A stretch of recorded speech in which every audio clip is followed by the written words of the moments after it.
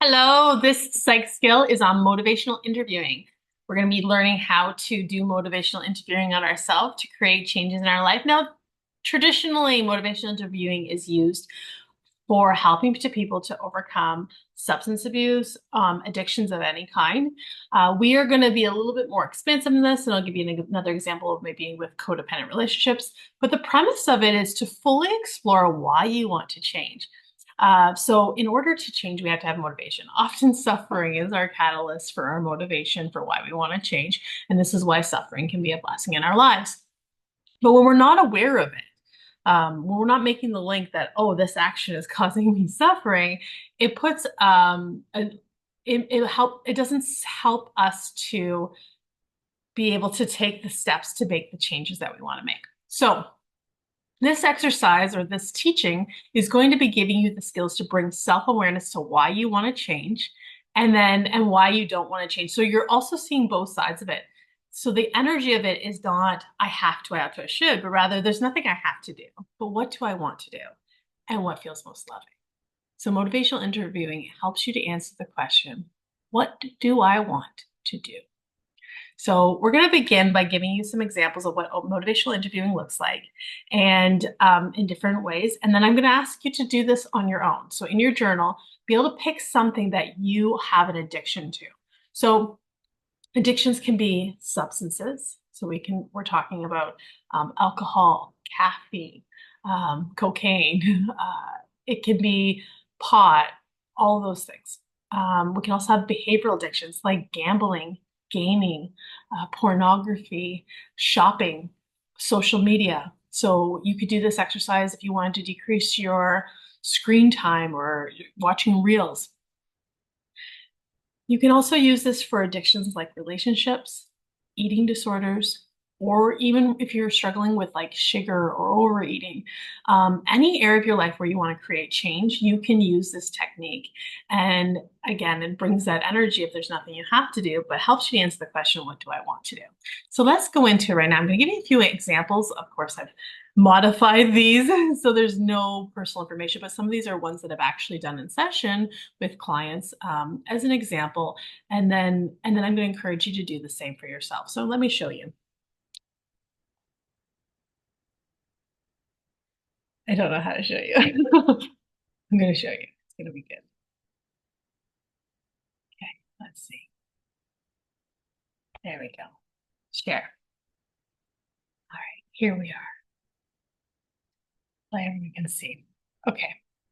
So this is an example of motivational interviewing. The other piece that we're going to be looking at in this psych skill is the CBT for after you get through I want to, how do we shift the perception in order to be able to take action, right? So it's dispelling the disbeliefs. A lot of the times what we have is when we say why I want to drink, often they are perceptions that are not true.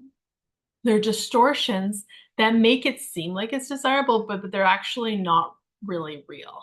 And we're going to go into an example of this right now with why I want to drink. So why do I want to drink? I want to feel numb.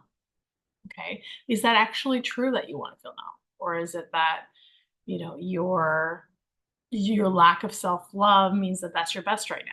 It's probably your best right now. I want to feel calm.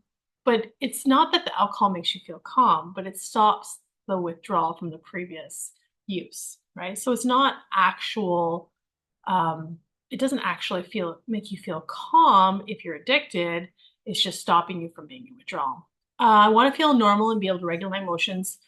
And when you are a substance user and your brain is addicted to something, in order to feel normal and not to have a state of anxiety, or with cocaine, it would be like a state of depression. Um, when you have that, you need the drug or even the relationship. Maybe it's affirmation you're addicted to, in order for you to feel okay. So identifying first why you want to continue the behavior. And then as you identify it, you're going to actually feel like, okay, but is that actually a reason? So your reasons why you want to use the activity or the substance, some of them it's possible that some could be reasons that you truly feel like this is my reason.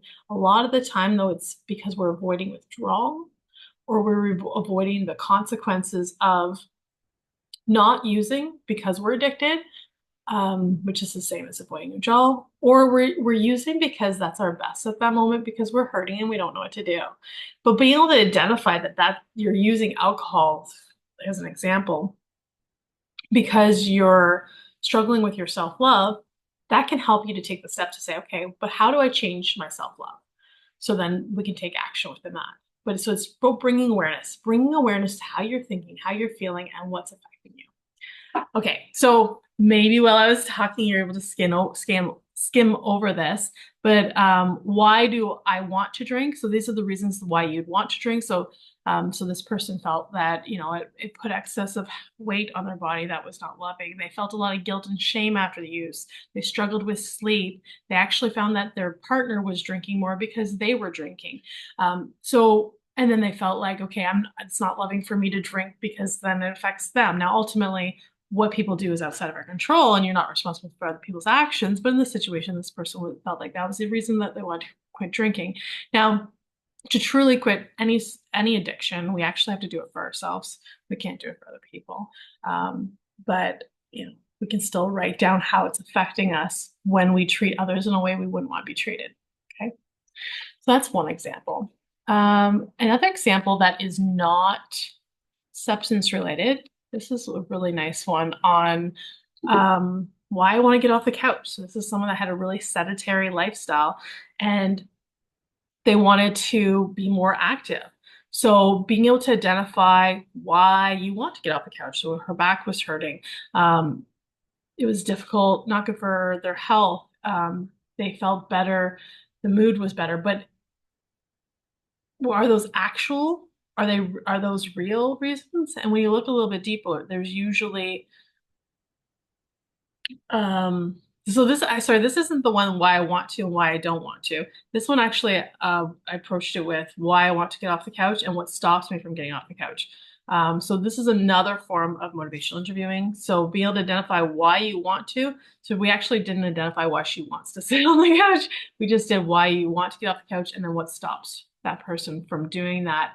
And then building that motivation. So be able to look at stuff like this. And then this is what your journal entries are going to be looking like if you're using CBT in your journal. Okay. So I know we did have, we did talk about journal entries as part of a psych skill. And this just gives it a little bit more concrete examples of what that's going to look like when you actually are journaling. Okay. And the course for healing, I'll do that CBT. Okay. And we're going to look at just a couple more. So this is why I want to stop using porn. So this is an example of somebody that wanted to have the change and why they want to stop using porn and why they didn't want to stop using porn. But just identifying both helps you to see that even though your reasons for wanting to use porn they weren't actually real. They were more to cope with the negative feelings, and that was their best at the moment. But by identifying why we're using or why we're wanting to use it, help us to reflect, is this something I want to continue to do? Okay. And then this one's on cocaine. So again, this is the same kind of thing that we're seeing with the behavioral addictions. The CBT the same thing what we're seeing with substance addiction as behavioral addictions. Is that people have reasons why they want to quit and then why they want to use. And the reasons that they want to use are usually only, I'm trying to think of the word. It's not real. So I want to use cocaine because I can avoid my feelings. Yeah, you can temporarily, but they don't go away. You will eventually have to face your feelings and you'll actually face them at a higher consequence than had you felt them when they were coming up, right? Because then it just mounts. I'm less likely to be triggered only if you're using it consistently. The other thing with addiction is we have to have it all the time in a consistent way for us to not be for us not to either be triggered or for us to fall into withdrawal. I'll give you an example of what that looks like over here. So I just created this one about codependent relationships. So why do I want to be in a codependent relationship. I feel safe sometimes. I feel loved sometimes. I feel happy sometimes. A codependent relationship looks like I'm going to do everything I can to make you happy, and you're going to do everything you can to make me happy. That's what codependency is. And I need you to make me happy for me to feel like I'm enough. And I'm going to act like you need me to make you feel like enough, to the point where I will self-harm myself in order to make sure that you're okay. The thing is we're human. And maybe if the person you're in a codependent relationship was like a robot and didn't have feelings, that had no past trauma, they might be capable of doing this. But even somebody that was healed, they would know that it's not loving for them to reinforce those unhealthy patterns within you. So codependent relationships will never work long term unless the two people are equally codependent. But because they're equally codependent, they're struggling with their self-love, and therefore they won't be able to show up in the codependent relationship consistently all the time. So you will experience withdrawal at times when when that other person is not able to meet that need the way that you expect them to, because we all have times where we're not capable of, and so you will suffer. So in a codependent relationship, um, dependency looks like you have to have access to the drug. So in this situation, the drug is the relationship. So if you need this person for you to feel validated, so you say, I need you to tell me you love me all the time for me to feel like I'm enough. And then they're having a bad day or they're feeling overwhelmed, and they shut down and they don't give you what you're looking for. You're going to get triggered. Interesting. People who struggle with this often attract people that um, will have the opposite behaviors, that they will actually not give them the love and the validation that they're looking for. They might have a more of avoidant personality, where you needing it will actually make them pull back. And a healed person would probably just give love, compassion, gentle correction, and boundaries, and really the relationship in love. But somebody who has an avoidant personality will get triggered and shut down. And then that will actually reinforce within the person that's the anxious person that I need this person to validate me for me to be enough. And it'll actually create this really unhealthy dynamic. So we looked at why we have codependent relationships. We want to, it's all it's a perception. We perceive that we feel safe. We perceive we feel loved. We perceive we feel happy, but only sometimes. It cannot be consistent. The only way for us to have consistent safety, love, and happiness is actually to find it from within. So why we want to quit it is to feel safe all the time. I want to be free. I don't want to hurt myself or make others happy because I took responsibility for their emotions. You can read this. So I want peace. I want to love myself. So this is an example of motivational interviewing as well. And we're just going to go into the CBT here quick. So the CBT that you want to be doing after you've written out your motivational interviewing is you're going to identify that the reason that you want to release this addiction is because you want to feel like you are using all the time. So when it comes to codependent relationships, if you always felt love all the time, right? So if you weren't addicted to the person outside of you, but you found it from within, you feel like you're getting that codependent relationship all the time, but you're getting it from within. So it's going to be consistent. So I love myself. I'm going to give myself affirmation. I'm going to give myself validation. I'm going to talk to myself in the mirror. I'm going to remind myself I'm lovable. I'm going to be gentle with myself when I make a mistake. I'm going to just tell myself I'm proud of you. Whatever you happen to need to hear. When you find that within, you can give it to yourself consistently. But in order to get there, we have to go through withdrawal sometimes. And if you've been you're going to have to go through withdrawal if you are addicted to affirmation. You're going to have to go through withdrawal if you're addicted to alcohol. You're going to have to go through withdrawal if you're addicted to pot in order for you to be free of that. So we actually want to find a place where we're choosing withdrawal. I want to go through the withdrawal. I'm choosing this as an act of love to myself. I want to be free of it. So one of the really, one of the good shifts is I want to feel like I'm using all the time. And that's so for example, if you're a coffee drinker, you know how you're irritable in the morning before you have your coffee, or you have that dip in your energy in the afternoon. You want to feel like you just had one coffee all the time. So you're not anxious, you're not like restless, you're not like overstimulated, you're just all the time chill.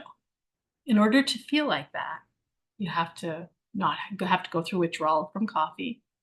And then you can feel like you are a coffee drinker all the time because you're not going to be in withdrawal anymore. So you won't have any of the side effects of caffeine when you don't use caffeine. You're not going to have the side effects of the withdrawal from codependent relationships when you don't use codependent relationships to make yourself feel enough. Same thing with alcohol, cigarettes. The only time a smoker feels like a non-smoker is when they're smoking. So this is the CBT for that. This is the only time when they're not in withdrawal. I want to feel like I'm smoking all the time. I want to feel like I'm in a loving relationship all the time. I want to feel like I just had a drink all the time if you're an alcoholic. The way to achieve that is to go through withdrawal as an act of love.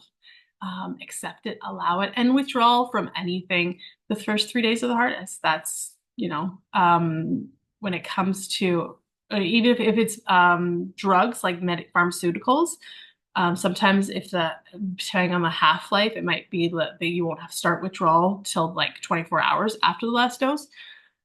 But then it'll be 3 days from that point. But 3 days are going to be the hardest, and then it's going to get better. So reminding yourself that this will pass. It's going to be okay. And yeah, so this is how we motivate ourselves for change, by identifying why we want to change, also acknowledging why we don't want to change, and be able to say, okay, what do I want to do? What feels most loving? So I encourage you in your journal this week to look at any area of your life where you might have addiction, and bring awareness to it, why you want it, why you don't want it, and why you want it, asking yourself, okay, are those actual or are they just perceived?